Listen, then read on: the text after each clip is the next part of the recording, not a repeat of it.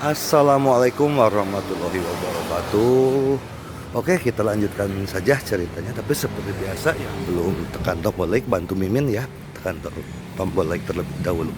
Bab 1315, nama keluarga yang orang suci kecil. Putra suci yang agung, apa-apaan? Begitu Ye Guan mengatakan ini, tempat itu tiba-tiba menjadi sunyi dan terdengar suara jarum jatuh.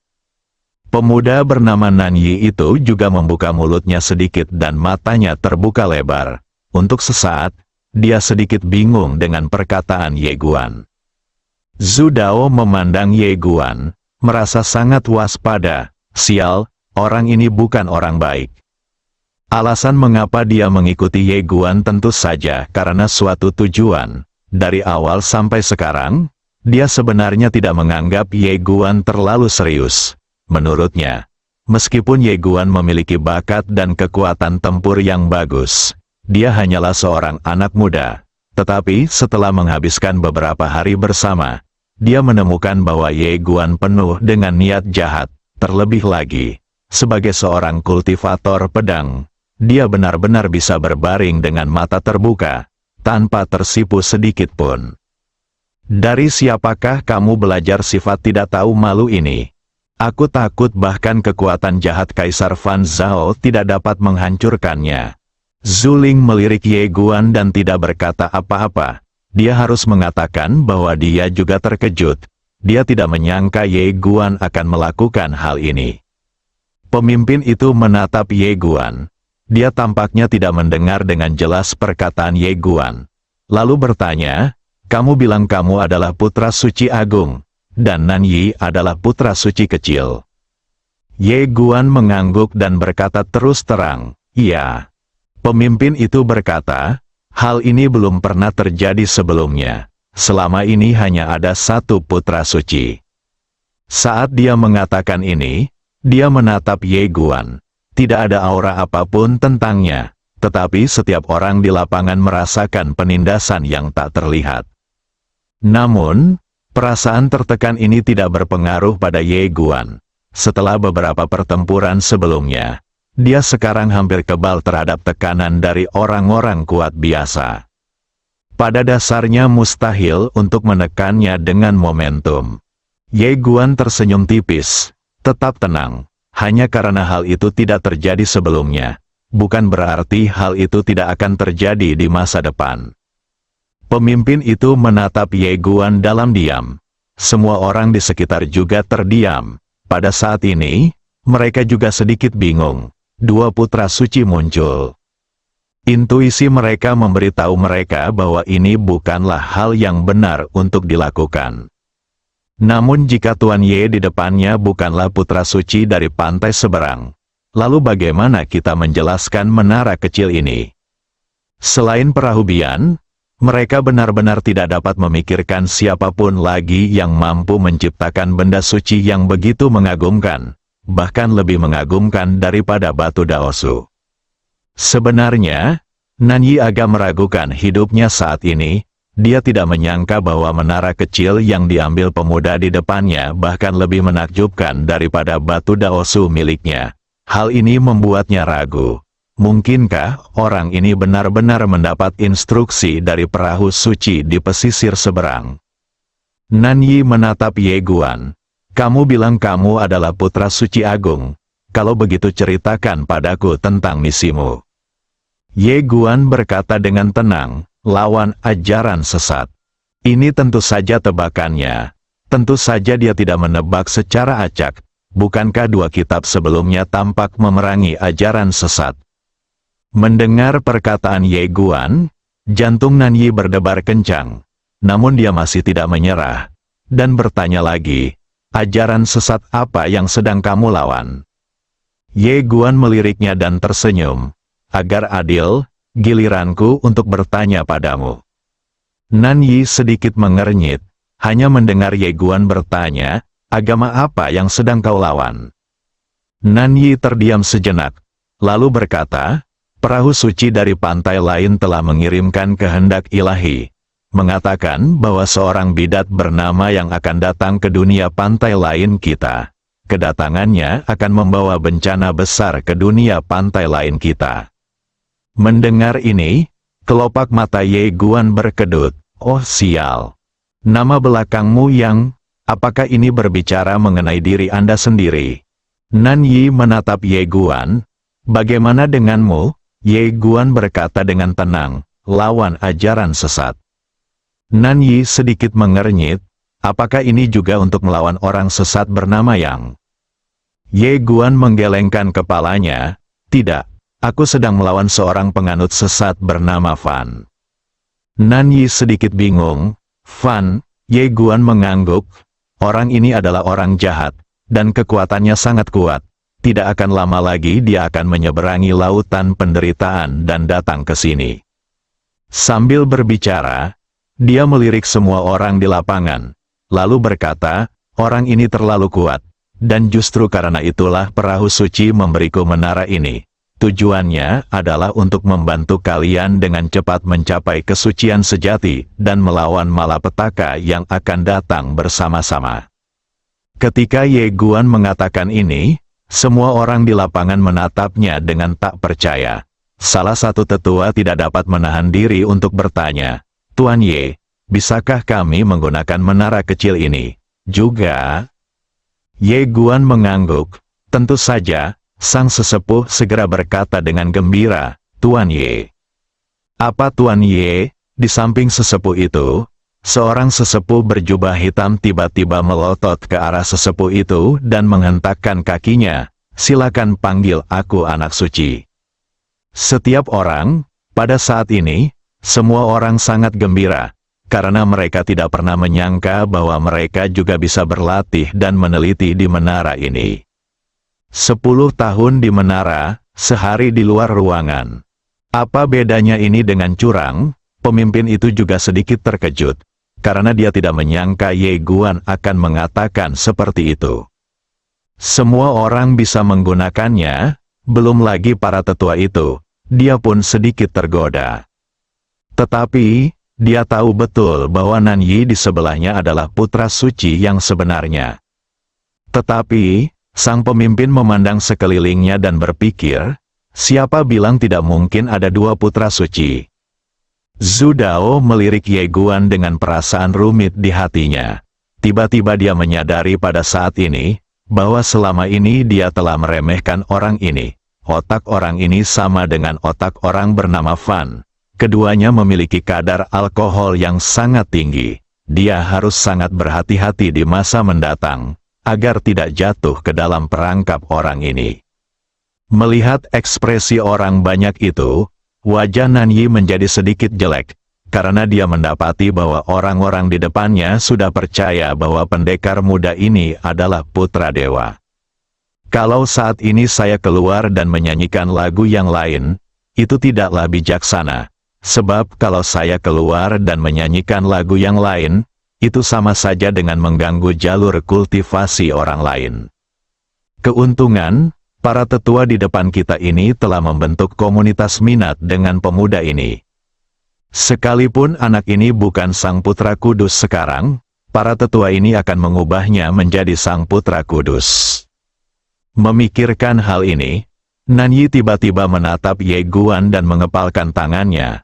Saudara Ye, karena kamu dan aku sama-sama orang suci, aku ingin tahu apakah aku juga bisa masuk ke menara ini untuk berlatih dan belajar. Pada saat ini, tidaklah bijaksana untuk menyanyikan lagu yang berbeda, dan hal yang benar untuk dilakukan adalah mencoba untuk mendapatkan beberapa manfaat. Ye Guan menatap Nan Yi dan sedikit terkejut, tetapi dia tidak terlalu memikirkannya. Dia tersenyum dan berkata, tentu saja, tetapi saya juga cukup penasaran dengan batu Daosu di tangan saudara Nan.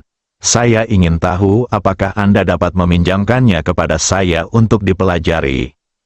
Nan Yi ragu sejenak, lalu tersenyum dan berkata, tentu saja. Mendengar ini, Nazudao di samping langsung kegirangan. Dia menatap Ye Guan dengan mata berbinar. Astaga, ini bakat yang luar biasa. Awalnya, masa depannya suram dan aku tidak tahu berapa lama aku harus menunggu untuk memulihkan kultivasiku. Tetapi sekarang, pemulihan kultivasiku ada di depan mataku. Ini sungguh kejutan besar. Dengan pengakuan Nanyi, identitas Ye Guan akhirnya terkonfirmasi. Dua putra suci, kalau dipikir-pikir, itu bukan hal buruk. Pada saat ini, pemimpin itu tiba-tiba bertanya, "Kamu mengatakan bahwa perahu suci telah mengirimkan kehendak ilahi, dan para bidat ingin memasuki dunia lain kita." Mendengar ini, ekspresi semua orang menjadi serius. Bid'ah, bayangan yang dibawa oleh orang yang disebut sebagai Master Pena Dadao itu ke dunia belum menghilang hingga sekarang. Sekarang ada ajaran sesat yang datang lagi, lebih jauh lagi. Untuk menghadapi ajaran sesat baru ini, dua putra suci diutus. Tampaknya penganut ajaran sesat yang baru ini tidak sederhana. Nanyi berkata dengan suara yang dalam, "Kehendak ilahi yang kuterima adalah bahwa ada seseorang bernama Yang." Ye Guan tiba-tiba berkata, "Mereka berada di kelompok yang sama." Nanyi menatap Ye Guan, dan Ye Guan berkata dengan serius, "Kaisar Fan Zhao dan pria bermarga yang berada dalam kelompok yang sama. Tidak hanya itu, dia juga berada dalam kelompok yang sama dengan pemilik Pena Dao. Sekarang, Kaisar Fan Zhao telah mengorbankan semua makhluk hidup di Laut Alam Pahit, dan kekuatannya telah mencapai ketinggian yang belum pernah terjadi sebelumnya. Selanjutnya, targetnya adalah pihak ini." Pengorbanan untuk semua makhluk hidup, pemimpin itu tiba-tiba bertanya, "Bisakah Anda memberitahu saya secara rinci?" Ye Guan mengangguk, lalu menceritakan apa yang telah dilakukan Kaisar Fan Zhao. Tentu saja, dia menyembunyikan beberapa hal. Setelah mendengar perkataan Ye Guan, semua tetua yang hadir memiliki ekspresi serius di mata mereka. Mengorbankan miliaran nyawa, ini sangat kejam. Ini adalah ajaran sesat yang sepenuhnya. Pada saat ini, Ye Guan berkata lagi, "Orang ini sangat kuat. Jadi tugas yang paling mendesak adalah bagi kita untuk meningkatkan kekuatan kita sesegera mungkin dan tidak terkejut oleh orang ini. Mulai hari ini, kamu dapat memasuki menara kecil untuk berlatih kapan saja. Mengenai waktu dan ruang khusus di sini, kamu juga dapat datang ke sini untuk belajar dan memahami kapan saja. Singkatnya, kita harus memastikan bahwa kekuatan semua orang meningkat satu tingkat sebelum wanita itu datang. Tingkatkan level Anda." Mendengar kata-kata Ye Guan, darah semua orang tiba-tiba mendidih. Kebanyakan dari mereka hanya tinggal 1 atau setengah langkah lagi untuk menjadi orang suci sejati. Jika mereka naik 1 tingkat, bukankah itu berarti mereka akan menjadi orang suci sejati? Zuling tiba-tiba berkata, "Ini memang masalah yang paling mendesak, tetapi kita juga harus waspada. Mulai sekarang, kita harus segera mengaktifkan formasi pertahanan di Laut Kepahitan. Jika wanita itu menyeberangi laut sekarang, kita bisa menghentikannya." Di Laut Kepahitan, ada formasi besar yang didirikan oleh orang suci sejati di masa lalu, dan tujuannya adalah untuk menjaga dari pemilik Pena Dao Agung. Namun, seiring berjalannya waktu, semua orang perlahan-lahan melonggarkan kewaspadaan mereka, karena sudah lama sejak Perang Besar tahun itu, dan Lautan Kepahitan menghalangi jalan. Lagi pula, tidak ada seorang pun yang datang dari sana selama bertahun-tahun, jadi tidak ada seorang pun yang peduli lagi dengan tempat itu. Pemimpin itu mengangguk dan berkata, "Benar sekali." Sambil berbicara, dia melirik semua orang dan berkata, "Segera panggil semua ksatria dan pengawal suci yang berpatroli di luar. Juga, beritahu semua pendeta untuk segera pergi ke Laut Kepahitan dan mengaktifkan semua formasi. Mulai saat ini, sisi lain dunia memasuki tingkat kewaspadaan pertama." Semua orang mengangguk sedikit, sesuai perintah. Saat semua orang hendak pergi, pemimpin itu berkata, "Setelah persiapan selesai, segera kirim pesan kepada semua sarjana universitas berjubah merah di kuil suci agar memperbolehkan mereka masuk dan mempelajari ruang dan waktu ini. Saat dia mengatakan ini, dia menatap Ye Guan, yang mengangguk, "Oke." Pemimpinnya mengangguk, "Ayo berangkat." Semua orang berbalik dan pergi. Pemimpin itu menatap Ye Guan dengan ekspresi ramah. "San Ye, aku ingin tahu apakah kamu memiliki kebutuhan. Selama itu dalam kekuasaanku, duniaku yang lain akan memuaskanmu." Ye Guan berkata dengan sungguh-sungguh, "Demi perahu suci, demi semua makhluk hidup, aku tidak punya pilihan selain melakukan tugasku, tanpa meminta apapun." Zhu Dao tertegun pada awalnya, lalu dia memikirkannya dan merasa takut. Oh sial, keduanya sedang bermain dengan otak mereka. Bab 1316, Kaisar Fan Zhao. Saat pemimpin itu berkata demikian kepada Ye Guan, sebenarnya dia tidak sedang bertanya apa yang dibutuhkannya, tetapi sedang mengujinya untuk mengetahui tujuan sebenarnya datang ke dunia lain. Jelas, meskipun pemimpin telah mengakui Ye Guan sebagai putra suci agung, dia masih belum merasa nyaman dengannya. Alasan dia mengakuinya adalah karena dia tidak mampu menahan godaan menara kecil itu. Tetapi di saat yang sama, dia khawatir kalau Ye Guan mempunyai motif tersembunyi, jadi dia menanyakan pertanyaan itu. Namun, Ye Guan langsung mengetahui niat pemimpin itu.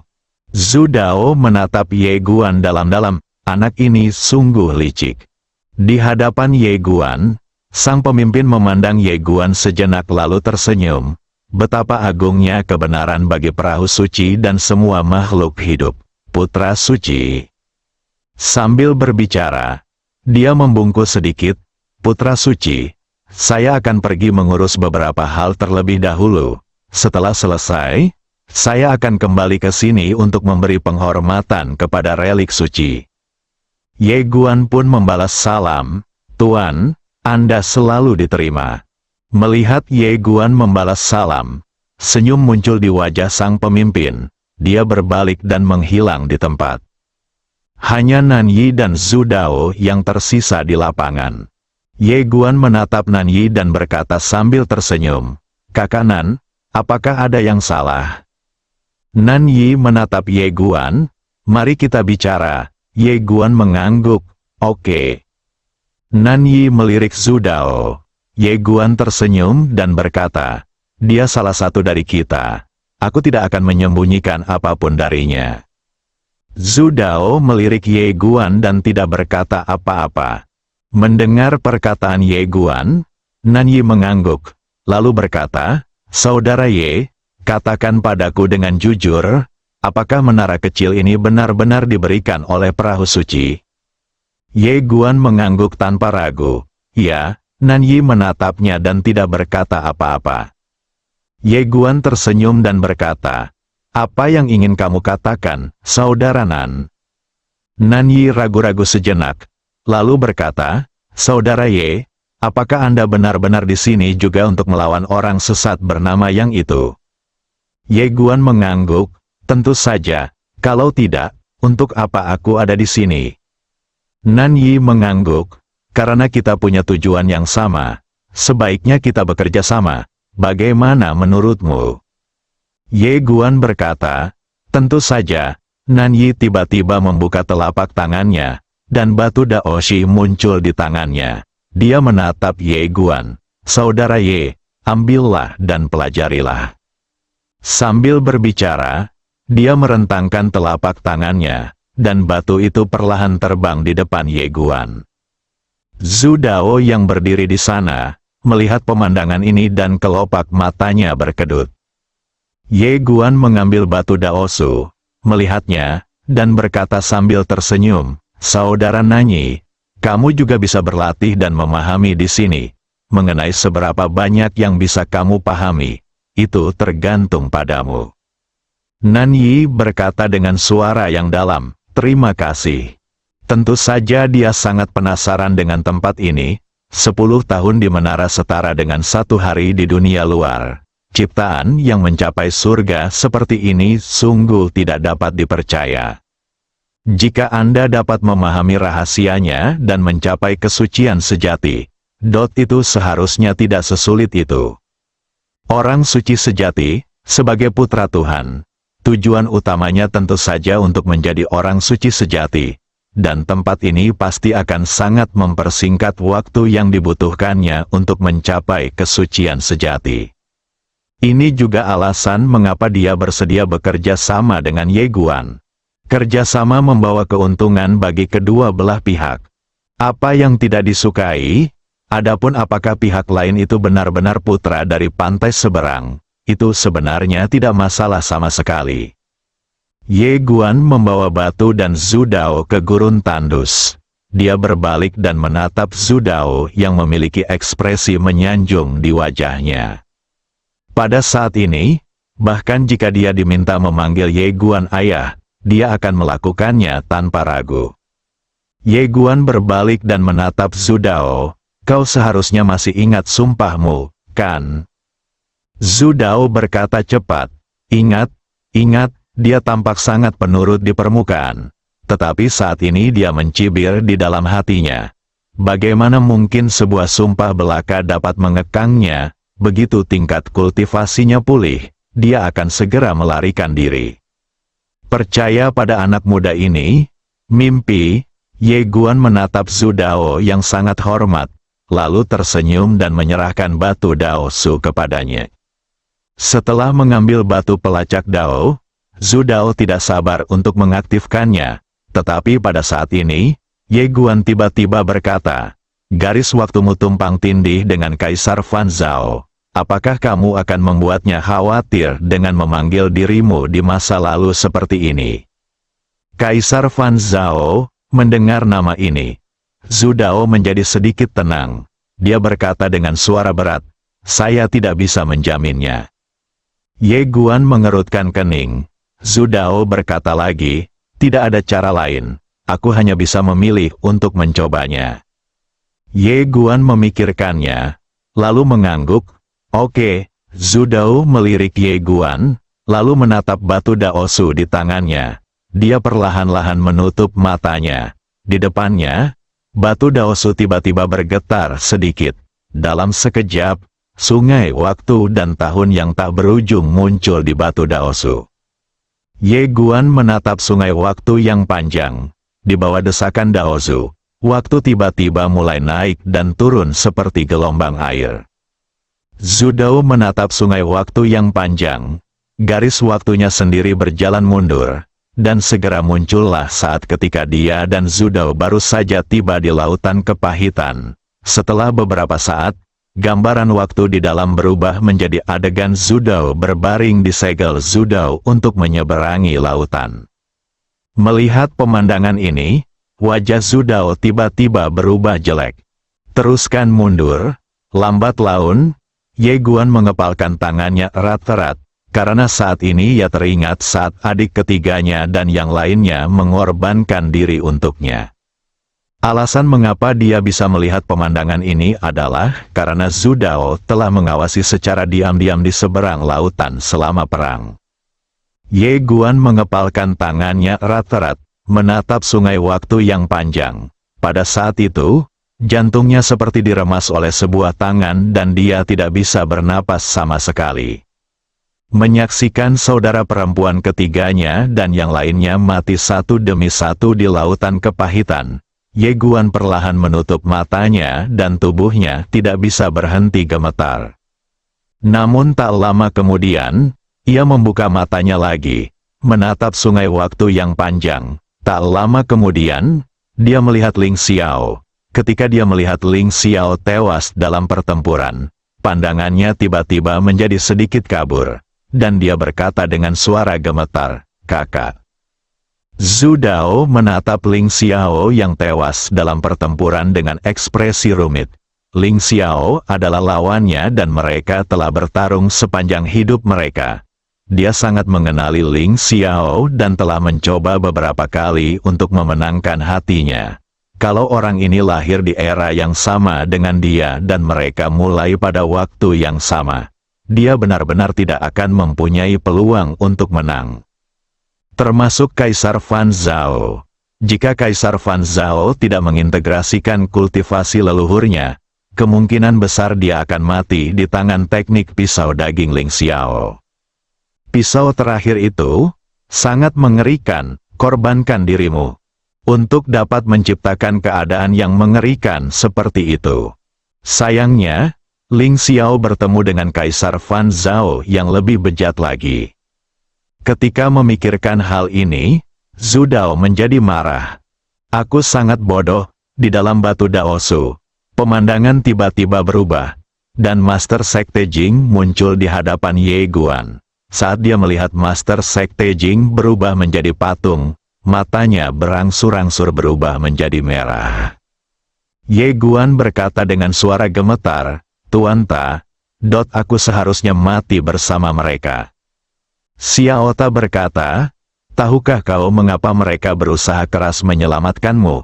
Itu karena mereka percaya bahwa kau pasti akan mampu mengalahkan wanita itu di masa depan." Ye Guan menggelengkan kepalanya. Pada saat itu hatinya serasa ditusuk jarum. Darah gila di tubuhnya mulai menjadi gelisah, dan kekuatan darah yang mengerikan terpancar dari tubuhnya. Melihat pemandangan ini, wajah Zhu Dao tiba-tiba berubah. Dia masih sedikit takut Ye Guan akan menjadi gila. Dia buru-buru mendesak batu Daosu untuk melacak kembali. Saat Zhu Dao mempercepat batu Daosu, tak lama kemudian, riak-riak muncul di sungai waktu yang panjang. Dalam sekejap, tibalah saatnya ia mempersembahkan kurban kepada semua makhluk hidup. Melihat pemandangan ini, Zhu Dao tiba-tiba menjadi bersemangat. Dia melihat dirinya berada di puncak kekuatannya. Pada saat ini, Kaisar Fan Zhao sedang melahap kultivasinya. Melihat Kaisar Fan Zhao yang melahap kultivasinya, tatapan matanya langsung berubah dingin.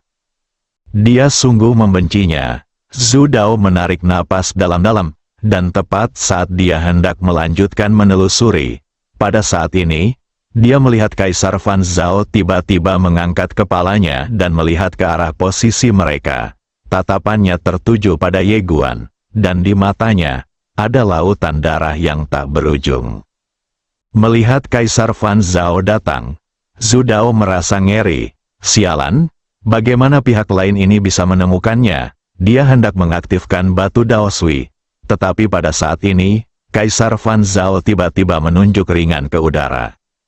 Ledakan, dalam sekejap, waktu, tahun, dan ruang di dalam seluruh batu Daosu mulai mendidih, lalu kekuatan jahat yang dahsyat benar-benar melewati batu Daosu dan langsung menyerbu Dao leluhur. Persetan, Zhu Dao sangat ketakutan hingga jiwanya meninggalkan tubuhnya. Pada saat ini, Ye Guan menarik Zhu Dao dan menusuknya dengan pedang. Wah! Cahaya pedang hancur, dan Ye Guan dan Zhu Dao mundur dengan keras. Setelah berhenti, Zhu Dao segera menutup batu jejak itu. Tepat ketika sungai panjang ruang dan waktu hampir menghilang sepenuhnya, Kaisar Fan Zhao menatap Ye Guan sambil tersenyum sinis. Hanya itu. Begitu kata-kata itu terucap, sungai waktu yang panjang itu pun tertutup sepenuhnya. Di lapangan, Zhu Dao terkulai di tanah, bergumam seolah-olah dia telah kehilangan jiwanya. Sudah berakhir, sudah sepenuhnya berakhir, wanita ini tak terkalahkan. Ye Guan terdiam. Wajahnya tampak sedikit tidak senang. Wanita itu benar-benar bisa mengganggu dunia masa depan. Kekuatan ini, Ye Guan menarik napas dalam-dalam, tatapan matanya berangsur-angsur menjadi tegas. Dia menatap Zhu Dao yang sedang duduk di tanah dengan putus asa. Jangan menyerah, kita masih punya harapan. Zhu Dao menggelengkan kepalanya dengan ekspresi putus asa. Tidak ada harapan. Wanita itu dapat menebas masa depan di masa lalu. Dan dia melakukannya melalui batu penelusuran Dao yang legendaris ini. Tahukah kamu, gerakannya yang biasa saja tadi secara langsung menekan dua cara hebat. Yang satu adalah cara hebat batu penelusuran Dao, dan yang lainnya adalah cara hebat kosmik dari dunia lain ini. Kekuatannya jauh lebih kuat dari yang kita bayangkan. Ye Guan tiba-tiba bertanya, bisakah kamu menyerah dan tidak dibunuh? Zhu Dao menoleh ke arah Ye Guan, yang berkata dengan tenang, karena kamu tidak bisa menyerah tanpa terbunuh, apakah kamu punya pilihan lain selain bertarung sampai mati? Zhu Dao terdiam. Ye Guan berkata dengan lembut, dia sangat kuat, tapi kita juga punya kesempatan. Aku akan berlatih secara tertutup sekarang, kamu harus memikirkannya dengan saksama. Setelah berkata demikian, dia berbalik dan pergi. Zhu Dao tiba-tiba gemetar dan berkata, dia baru saja melihatmu dan aku, yang berarti dia tahu bahwa kamu dan aku bisa selamat dari pertempuran itu. Ye Guan berhenti. Bersambung.